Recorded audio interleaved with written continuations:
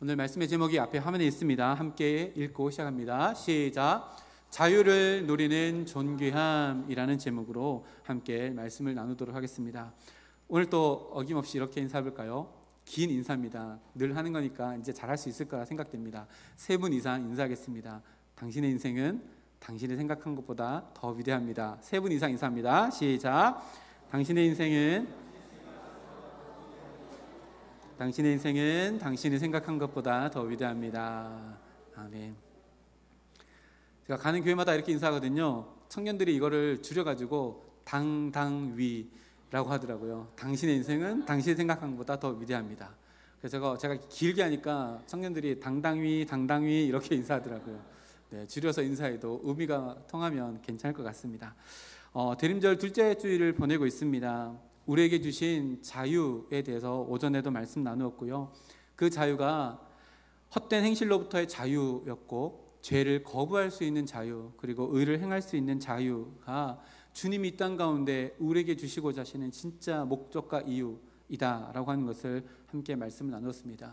그러나 그 모든 것들이 그냥 우리에게 주어진 것이 아니라 예수 그리스도의 십자가의 보혈의 피로 우리에게 주어졌고, 그로 말미암아 우리는 칭의를 얻게 되었는데, 그것은 그 삶을 누릴 수 있는 출발선에 우리를 세워놓는 것이다 라고 했습니다. 그리고 그 출발선에서 걸어가야 될 우리들의 몫을 성화라고 했고, 오전 말씀에는 이것을 자유를 향한 날개짓이다 라고 이렇게 표현하며 함께 말씀을 나누었습니다.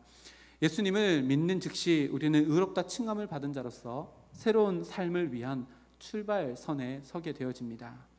제가 예전에 우리 교회 부목사로 있을 때 이런 제목으로 설교한 적이 있습니다. 혹시 기억하실지 모르겠습니다. 제 기억으로 2017년도에 했던 설교인 것 같습니다. 이런 제목이었습니다. 안도의 한숨과 숨고르기 라는 제목으로 말씀을 나누는데요. 감사합니다. 처음 듣는 거죠. 네. 혹시나 기억하시는 분들이 있다면 너무 감사합니다. 그 말씀의 여운이 지금까지도 남아있다는 이유에서 너무 감사드리고요. 또 잊어버리셨다면 괜찮습니다. 감사합니다. 동일한 제목으로 한 번 더 설교를 해도 될 것 같습니다. 안도의 한숨과 숨고르기라는 제목으로 함께 말씀을 나누었는데, 잠시 기억을 되돌려보면 안도의 한숨과 숨고르기는 서로 다른 성도의 삶을 표현한 단어였습니다. 어떤 성도는 안도의 한숨을 내쉬는 신앙생활을 합니다. 이게 어떤 신앙생활이냐면요, 세상 속에서 시컨 자기 마음대로 살아가다가 주일이 되면 먼지가 쌓여있는 성경책에 먼지를 털고 가슴에 끼고 예배에 나옵니다. 예배 나와서 예배 다 드리고 목사님의 축도가 끝나면 안도의 한숨을 내쉽니다. 그래, 나는 이 정도면 괜찮은 그리스도인이야. 그래, 나는 구원받은 존재야 라고 하며 신앙의 안일함 속에 예배 드릴 때마다 그저 안도의 한숨만 쉬고 돌아가는 신앙생활을 표현한 단어입니다. 반대로 숨고르기 하는 신앙인들의 삶은 조금 다릅니다. 숨고르기 하는 인생은 삶 속에서 말씀대로 살기 위해 부단히 애쓰며 믿음의 도전을 행해 나가는 성도의 인생을 가리킵니다. 이런 성도는 때로는 믿음의 도전 앞에서 실패하기도 하고 넘어지기도 하지만 또다시 예배의 자리에 나와 하나님 앞에서 말씀을 들으며 새 힘을 얻고 다시금 세상 속에서 믿음의 경주를 하기 위해 예배 드릴 때마다 숨 고르기를 하고 다시금 출발점에 서는 성도의 삶을 가리키는 말입니다. 질문해 보겠습니다. 나는 어떤 성도입니까? 안도의 한숨을 내쉬는 성도입니까? 아니면 숨 고르기를 하기 위해 날마다 주님 앞에 엎드리는 예배자입니까? 오늘 오전 말씀처럼 주님이 주신 자유를 누리기 위해 마음껏 자유를 향한 날개짓을 하는 성도라면 우리는 매일의 삶 가운데 그 출발점에서 숨고르기를 하며 주님과 함께 동행하기 위해 결단하는 우리의 삶이 될 것입니다. 바라고 원하기는 우리 성서중학교의 모든 성도님들의 삶이 자유를 위한 날개짓을 하기 위해 오늘 또 출발점에 서고, 그리하여 안도의 한숨이 아니라 하나님께서 나에게 주시는 삶 가운데 숨 고르기를 하며 믿음의 경주를 달려나가겠노라 결단할 수 있는 우리 모두가 되기를 주님의 이름으로 축복합니다. 그렇게 날개짓하다가 힘들고 지치고 어려울 때마다 또다시 주님 앞에 나와 엎드려 기도함으로 말미암아 숨 고르기를 하고 다시 용기를 내어서 주님이 주시는 그 자유를 마음껏 누리기 위해 날개짓하여 주님과 함께 내 인생의 창공에서 함께 비행하며 하나님과 동행하는 우리 모두가 되기를 주님의 이름으로 축복합니다. 오늘 함께 읽은 말씀은 사도행전의 말씀입니다. 이 사도행전이야말로 부활하신 주님이 승천하신 이후에 성령을 받은 성도들이 숨고르기 하는 숨결이 정말로 생동감 있게 느껴지는 책이 사도행전이 아닌가 이렇게 생각되어집니다. 한 구절 한 구절 읽을 때마다 그들의 영혼의 숨고르기와 또 자유를 위한 날개짓으로 가쁜 숨을 몰아쉬고 내쉬는 성도들의 그 숨소리가 정말로 귓가에 느껴지는 이야기들로 가득한 성경이 바로 사도행전입니다. 성령을 받은 초대교회 성도들은 참으로 주님이 주신 자유를 누리는 날개짓을 멈추지 않고 사도행전의 역사를 써내려갔습니다. 그 이야기들 중에 오늘 함께 읽은 이야기에는 두 가지 이야기가 함께 기록되어져 있습니다. 비슷한 이야기 같지만 전혀 다른 결론의 이야기가 들어져 있습니다. 하나는 주님이 주신 자유를 위한 날개짓을 하는 이야기이고요, 다른 하나의 이야기는 욕심을 위한 날개짓을 한 사람, 한 부부의 이야기입니다. 이 두 사람의 이야기를 살펴보기 전에 먼저 자유가 무엇인가에 대해서 조금 더 살펴보려고 합니다. 자유는 이렇게 두 가지로 나눌 수 있습니다. 소극적인 자유와 적극적인 자유. 이거를 조금 다르게 표현하면 소극적인 자유는 수동적인 자유, 그리고 적극적인 자유는 능동적인 자유로 이렇게 분류할 수 있습니다. 이를테면 이런 겁니다. 소극적인 자유와 또 수동적인 자유는 무엇으로부터의 자유를 이야기합니다. 억압받지 않을 자유를 말합니다. 그리고 적극적인 자유와 능동적인 자유는 무엇을 하기 위한 자유입니다. 하고 싶은 것을 하고 싶은 때에 할 자유를 이야기합니다. 이 두 가지 자유가 우리가 말하는 자유라고 하는 것에 포함되어져 있는 자유입니다. 그런데요, 이 자유가요 너무 재미있습니다. 역설적인 모순을 가지고 있는 게 우리가 생각하는 자유입니다. 무슨 말인가 하면요, 이렇습니다. 나는 담배를 피우고 싶은 자유를 누리고 싶다 라고 하면 잃어버리는 자유가 있습니다. 뭘까요? 건강하려고 하는 자유는 잃어버립니다. 건강하려고 하는 자유를 누린다면 담배를 피지 못하는 자유를 누려야 합니다. 담배 흡연하지 않는 억압 가운데 있어야지만 질병으로부터 자유함을 누릴 수 있다는 겁니다. 이게요, 우리가 가지고 있는 자유의 역설입니다. 다시 말하면 이 자유는 시소와도 같습니다. 더 가치 있는 것을 위해 덜 가치 있는 것을 포기할 때 진짜 자유가 빛나게 되어진다. 이 가치가 우리가 말하는 자유 안에 들어져 있다는 이야기입니다. 영상 하나를 보여드릴 텐데요, 앞에 있는 사람 이야기입니다. 45세이고요 억만장자입니다. 옆에 회춘 실험이라고 되어 있죠. 이 사람이 어떤 일을 했을까? 이 사람이 정말로 많은 돈으로 자유하고 있을까? 아니면 무엇에 얽매여 있을까? 한번 영상, 짧은 1분 정도 영상인데요, 영상 한번 틀어주시겠습니까? 백만장자 브라이언 존슨이 자신의 피를 아버지에게 수혈한 결과 아버지의 신체 나이가 25년 젊어졌다고 주장해 화제입니다. 올해 46살인 존슨은 지난 5월 17살 된 아들과 자신 그리고 70살 아버지까지 무려 3대에 걸친 혈액 교환 실험을 진행했는데요. 세 사람은 각각 자신의 몸에서 1리터에 달하는 혈액을 뽑은 뒤 아들의 혈액에서 분리된 혈장은 존슨의 몸에, 존슨의 혈액에서 분리된 혈장은 아버지에게 수혈하는 방식으로 실험을 진행했습니다. 이 실험 결과 존슨은 아버지의 노화 속도가 혈장 1리터를 투여받은 뒤 25년 정도 느려졌다면서 6개월이 지난 지금까지 그 수준을 유지하고 있다고 주장했는데요. 아버지가 이전에는 70대의 속도로 늙어갔으나 이제는 46살의 속도로 나이가 들고 있다는 겁니다. 존슨은 지난 2013년 회사를 매각한 뒤 자신의 신체를 만 18세로 되돌리기 위한 회춘 프로젝트를 시작했고, 노화를 늦추거나 역행하는 방법을 찾는데 해마다 200만 달러, 우리 돈으로 25억 원가량을 쓰고 있는 것으로 전해졌습니다. 네,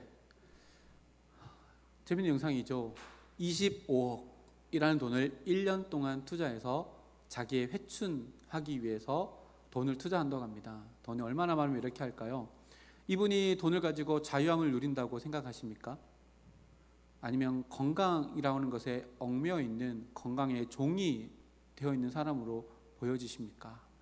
이 사람은 건강, 회춘이라고 하는 것들을 얻기 위해서 더 많은 것들을 포기하는 사람입니다. 이처럼 우리가 가지고 있는 자유는요, 역설적인 자유입니다. 자유는 역설을 가지고 있습니다. 사도 바울이 누렸던 자유도 이것과 비슷합니다.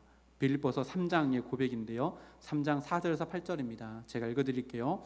그러나 나도 육체를 신뢰할 만하며 만일 누구든지 다른 이가 육체를 신뢰할 것이 있는 줄로 생각하면 나는 더욱 그러하리니 나는 8일 만에 할례를 받고 이스라엘 족속이요 베냐민 지파요 히브리인 중에 히브리인이요 율법으로는 바리새인이요 열심으로는 교회를 박해하고 율법의 의로는 흠이 없는 자라.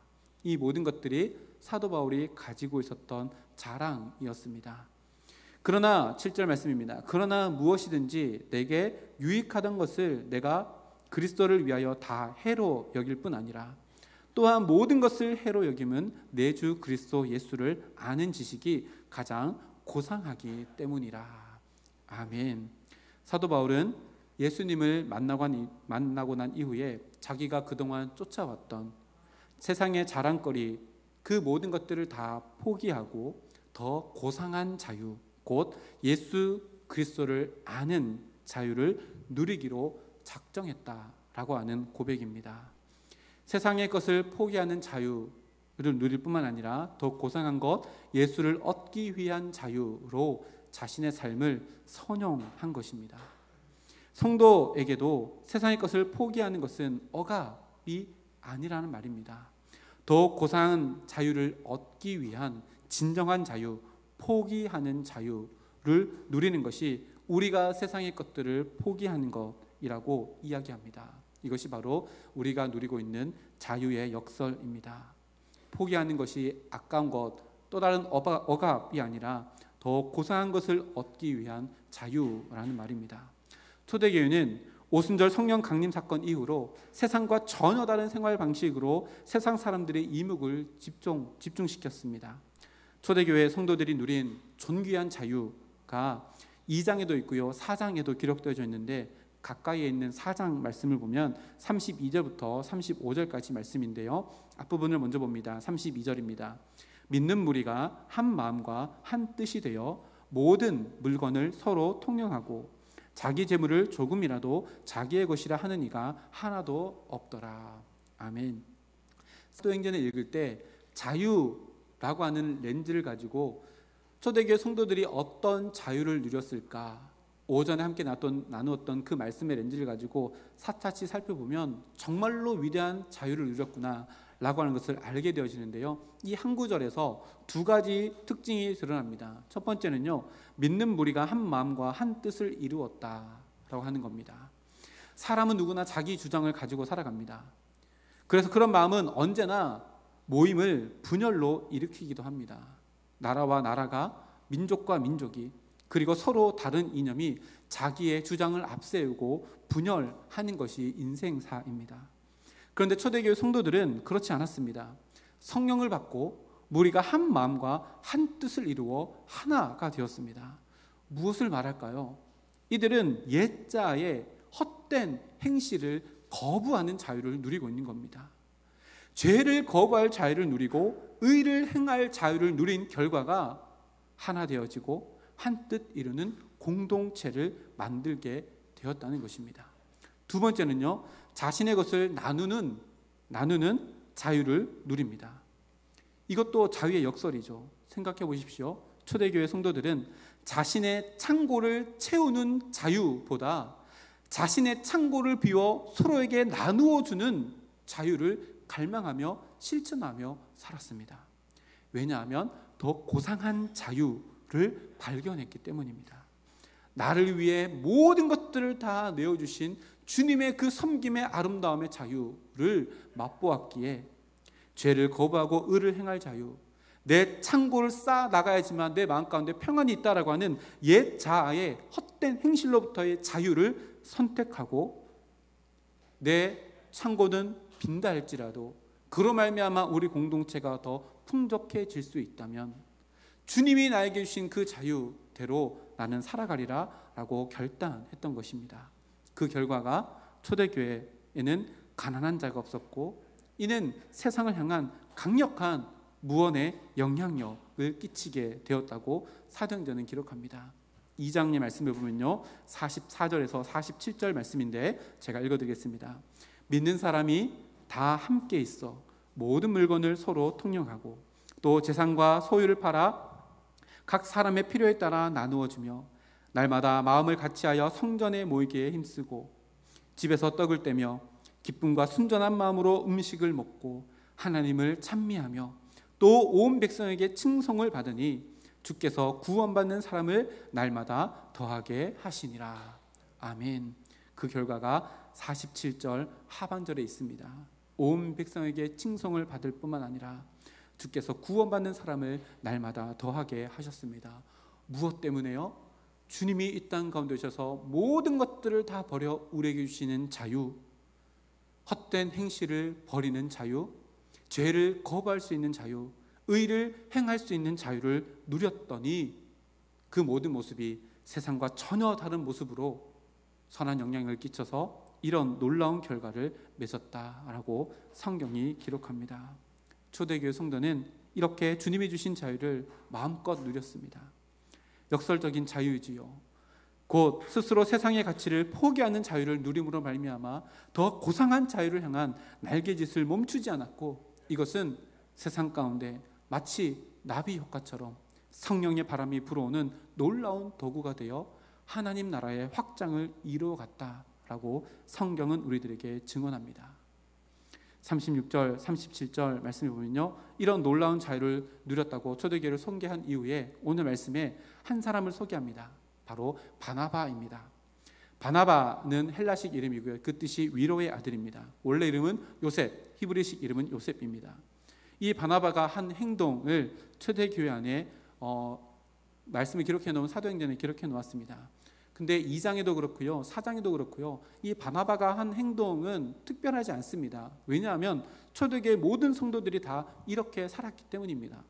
근데 유독 바나바의 이름을 여기에 기록해 놓은 이유가 무엇일까요?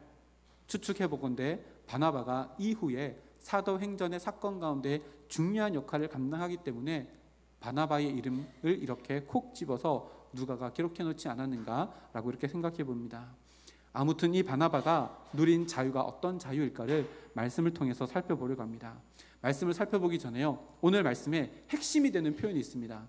혹시 본인 성경책을 가지고 있고 펜을 가지고 있다라고 하면 성경책이 더러워진다 생각하지 마시고 동그라미를 마음껏 쳐봐셨으면 좋겠습니다. 자, 4장 35절 말씀에 사도들의 발 앞에, 거기다가 밑줄 한번 그어보시고요, 37절 말씀을 보니까 사도들의 발 앞에 라고 기록되어 있습니다.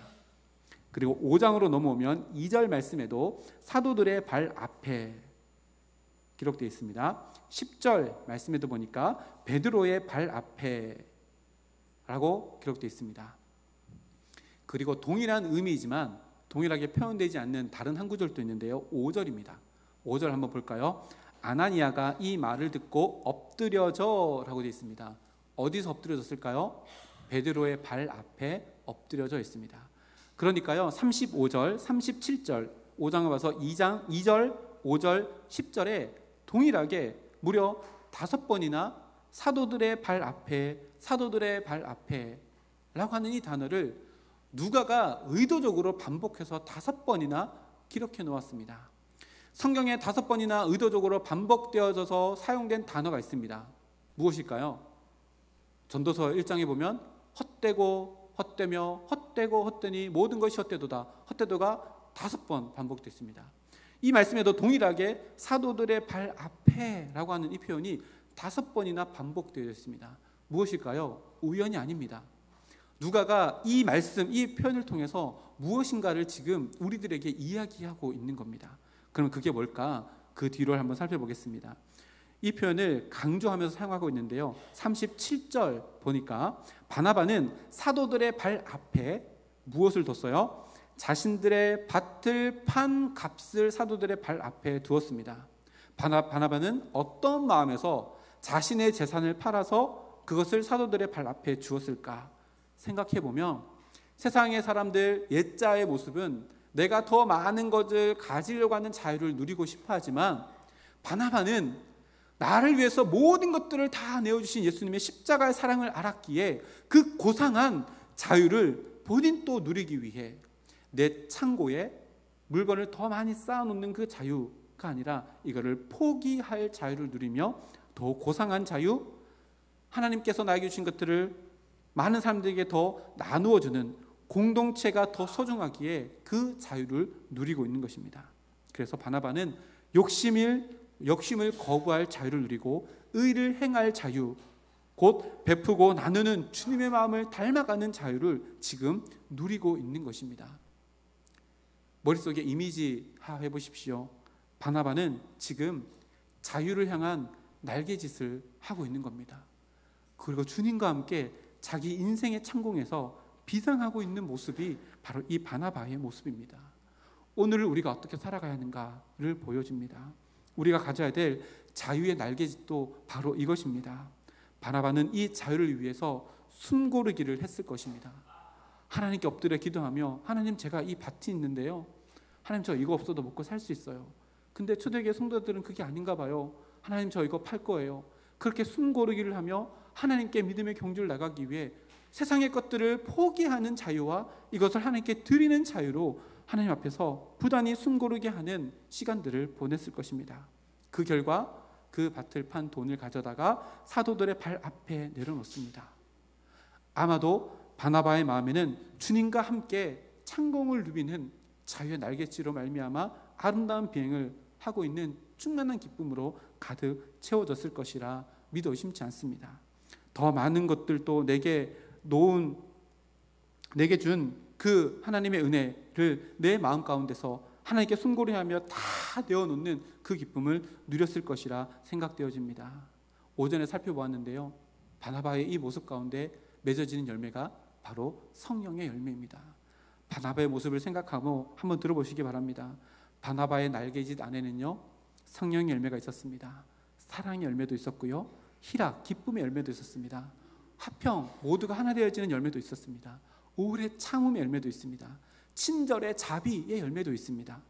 착함의 양선의 열매도 있고요, 성실이라는 충성의 열매도 있습니다.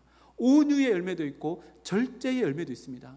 누구의 날개짓이세요? 이 바나바의 자유를 향한 날개짓 안에 이 모든 성령의 열매 9가지 열매가 주렁주렁 열매 맺어 있었다는 것을 우리는 성경을 통해 보게 되어집니다. 아마도 주님이 바나바의 모습을 봤으면 너무나도 시원한 마음 때문에 하나님을 미소 짓게 하는 모습이 바나바의 모습이 아니었을까 이렇게 생각되어집니다. 우리가 오늘 살아가야 되는 모습이 바로 이런 모습입니다. 내가 진짜 포기해야 될 자유가 무엇인가, 내가 진짜 행하고 내가 붙잡아야 될 자유가 무엇인가를 날마다 숨 고르게 하며 하나님 앞에 내 마음을 내어놓을 때에 진짜 주님께서 나에게 주신 것이 무엇인가를 생각하며 그것을 나도 내 삶 가운데 나타내 보이는 자유를 향한 날개짓을 하며 살아가겠습니다. 결단하여 성령의 열매를 맺어가는 우리 모두가 되기를 주님의 이름으로 축복합니다. 그런데요, 5장으로 이제 넘어옵니다. 5장으로 넘어오면 표면적으로는 바나바와 동일한 자유를 누린 것처럼 보이는 한 부부의 이야기가 시작되어집니다. 1절, 2절 말씀 보니까요, 그 사람들의 이름이 아나니아와 삽비라라고 이렇게 기록합니다. 이 부부도 바나바와 동일하게 자신의 소유를 팔아서 그 값의 일부는 자기가 감추고 나머지는 사도들의 발 앞에 둡니다. 그러나 이들이 이렇게 한 것은 주님이 주시는 자유를 누리기 위함이 아니었습니다. 자기의 마음에 있는 명예에 대한 욕심이 이끄는 욕심의 종이 되어서 한 행동이었습니다. 이들이 마음 가운데 있었던 것은, 진짜 마음의 동기는 바나바가 얻었던 위로의 아들이라고 하는 명성이 부러웠던 것입니다. 욕심의 노예가 되어서 한 일입니다. 표면적으로는요, 바나바가 한 일과 동일합니다. 근데 그 마음의 동기는요, 완전히 달랐습니다. 바나바는 주님이 주신 자유를 누린 결과이고, 아나니아와 삽비라는 욕심의 노예가 되어서 일어난 결과입니다. 성령 하나님의 관건적인 역사가 흘러가던 시대가 초대교회 시대입니다. 그들의 마음 중심에 있는 마음의 동기를 그 성령 하나님께서 모를 리가 없습니다. 그리고 성령 하나님 앞에서는 우리의 행실의 결과가 같다 하든 그 마음의 중심을 보시는 하나님이시기에 그것을 절대로 감출 수 없다는 것을 오늘 이 사건을 통해서 우리들에게 이야기하십니다. 성령 하나님은 베드로를 통해서 그들의 마음의 동기를 드러내십니다. 3절 4절 말씀인데요, 아나니아는 베드로의 이 말을 듣고 베드로의 발 앞에 엎드러져 혼이 떠났다라고 이렇게 기록합니다. 그리고 그 이후에 아나니아 아내인 삽비라도 남편과 동일하게 불순한 마음의 동기를 감추고 베드로를 찾아왔는데 10절 말씀 보니까요, 동일하게 베드로의 발 앞에 엎드려져 죽고 맙니다. 여기에서 우리가 찾았던 아까 그 5가지 반복되는 이 표현이 왜 기록되어졌는지를 우리들에게 말씀합니다. 가만히 한번 보십시오. 주님께서 주신 자유의 날개짓을 힘차게 한 바나바는 재물을 베드로의 발 앞에 두었습니다.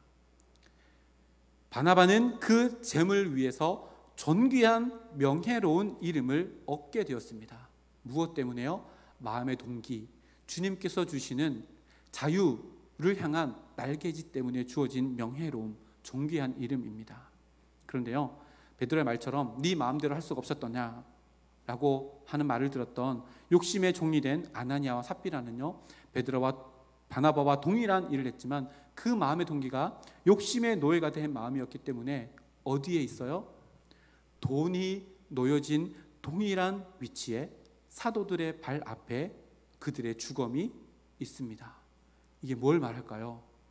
잘 생각해 보십시오. 우리가 무엇의 노예가 되었는가 하는 것은요, 우리의 인생의 위치를 결정합니다. 아나니아와 삽비라가 욕심의 노예가 되었기에 돈의 위치와 동일한 사도들의 발 앞에 엎드러져 있어서 인생의 위치가 끝이 났습니다. 돈의 노예가 된다면 돈의 위치에, 쾌락의 노예가 된다면 그 쾌락의 위치에, 명예, 욕심, 자존심, 상처, 아픔, 그 어떤 것의 노예가 되면 우리의 인생은요, 딱 그 높이에서 엎드려져 죽는 인생이 된다는 것을 이 성경 말씀을 통해 우리들에게 이야기하고 있는 겁니다.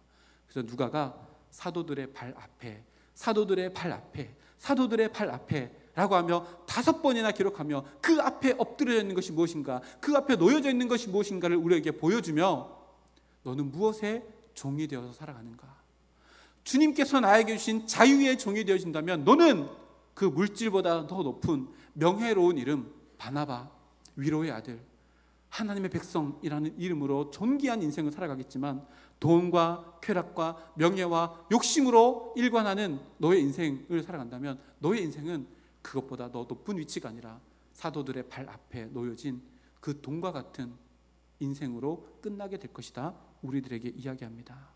우리는 주님이 주신 자유를 위해 부르심을 받은 존귀한 자들입니다. 그래서 우리의 위치는요, 이 세상에 썩어져서 없어지는 것들과 어떤 것들과 비교해도 우리는 그 값어치를 말로 할 수 없이 존귀한 자들로 우리는 부름받았습니다.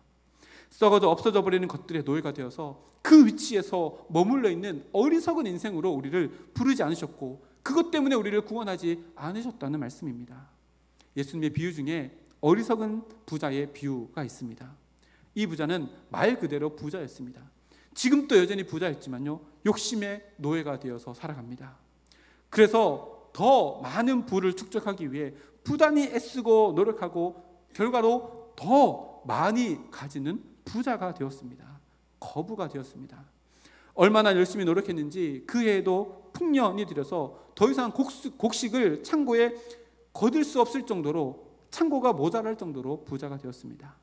예수님의 말씀 가운데 그날 밤 그의 영혼을 데려가시면 그 인생의 창고에 쏘아둔 곡식과 함께 그 인생은 끝나고 맙니다. 그 곡식보다 더 위대한 인생을 살지 못했다는 것입니다. 여러분, 돈이 무엇입니까? 쾌락이 무엇입니까? 명예, 욕심, 자존심 무엇입니까? 다 비인격적인 것입니다. 우리가 그것 때에 놓여야 된다면 우리도 동일하게 비인격적인 존재로 인생을 마감하게 된다는 것입니다. 그러나 우리가 우리의 인생 가운데 주님이 주시는 자유를 누리는 것, 그것이 내 인생 가운데 가장 존귀한 자유라는 것을 늘 우리 마음 가운데 품고 살아가며 자유를 위한 날개짓 하기 위해 날마다 주님 앞에 예배자의 자리에 서며 숨 고르기를 하는 인생을 살아간다면 우리는 그 자유를 향한 날개짓으로 주님의 진리의 높이만큼, 하나님의 영생의 길이만큼 넓어지는, 높아지는 인생을 살게 될 것입니다. 우리가 이 아름답고 존귀한 인생을 위해 부름받은 존재들입니다. 세상에 썩어질 것들을 붙잡고 그것들의 노예가 되어 그것들의 위치에서 끝나는 인생으로 우리가 부름받지 않았다는 말씀입니다. 예기적 기다림으로 대림절기를 보내며 다시 오실 주님을 기다리는 우리의 인생이 바로 이런 인생이 되기를 소망합니다. 내가 누리는 자유는 어떤 자유입니까? 그것이 우리 인생의 높이를 결정합니다. 세상의 것들의 위치는 절대로 우리 머리 위가 될 수 없습니다. 세상의 것들이 우리 머리 위에서 우리의 삶을 지배하게 되어지면 우리는 이 세상에 썩어질 것들 아래에 엎드려지는 인생이 되고 말 것입니다. 세상의 것들은 그 위치는 우리들의 발 아래입니다. 그것은 오직 주님의 영광을 위한 도구일 뿐이지 절대로 우리를 얽매이는 주인이 될 수 없다고 오늘 말씀이 우리들에게 가르쳐줍니다. 그렇다면 우리 머리 위에는 무엇을 두어야 합니까? 바로 주님입니다. 주님이 주시는 자유입니다.